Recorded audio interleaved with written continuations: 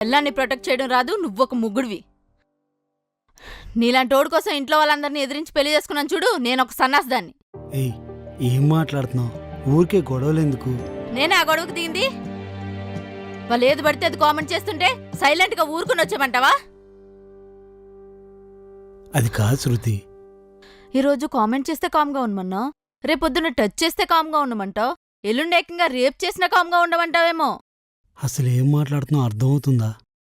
నేను కరెక్ట్గానే మాట్లాడుతున్నా. ఓ తల్లి చెల్లి ఉన్నోడికైతే ఓ ఆడదాన్ని ఎలా ప్రొటెక్ట్ చేయాలో అర్థమవుతుంది. నీకేం అర్థమవుతుంది రే? డబ్బాలు పట్టుకుని రోడ్డు మీద చిల్లర దండుతుంటే మంచోడు అనుకున్నా. ఓ మొగుడిగా సరిపోతావో లేదో తెలుసుకోలేకపోయా. You're unfit as a husband Kamal. ఛే!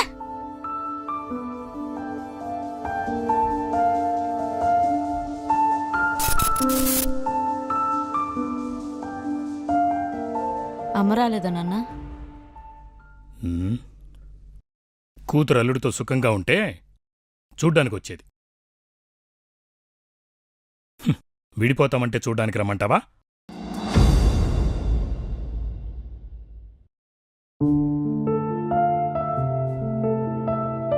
ప్రేమించాను, బాగా చూసుకుంటాడని చెప్తేనే కదా ఈ పెళ్లి కొప్పుకున్నాను.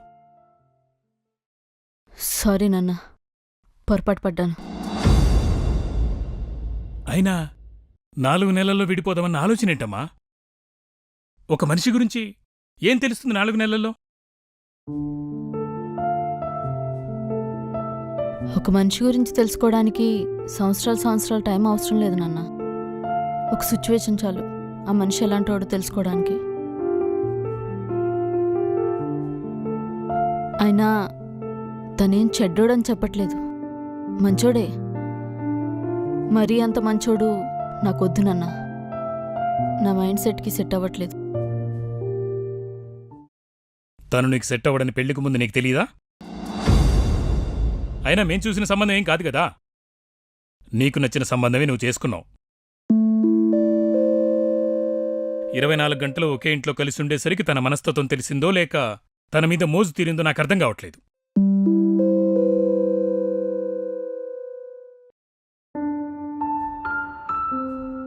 ఒక అనాథకి నువ్వు కలిసి కుటుంబాన్నిచ్చావు. ఇప్పుడు విడిపోయి మళ్ళీ తనను అనాథం చేస్తావా? మొదటిసారి ఊహ తెలియకముందు అనాథయ్యాడు. ఇప్పుడు తెలిసి అనాథవుతాడు. తనతో నీకు బ్రతకడం ఇష్టం లేకపోతే తనకు పెళ్లి చేసి తనకు కుటుంబాన్నిచ్చి అప్పుడు విడిపో.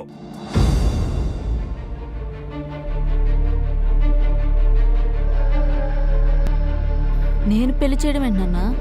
ఇదే న్యాయం, నాకు తెలిసిన న్యాయం. తను విడిపోవాలనుకోలేదుగా, నువ్వే విడిపోవాలనుకుంటున్నావు. కాబట్టి నువ్వు తనకు పెళ్లి చేసి అప్పుడు విడిపో.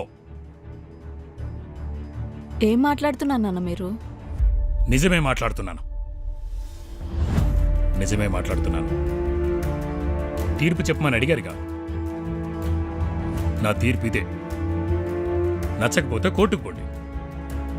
నాకు నా తీర్పుకి గౌరవం ఇస్తారో లేకపోతే కోర్టుకు పోతారో మీ ఇష్టం. నేను చెప్పేది ఇంతే.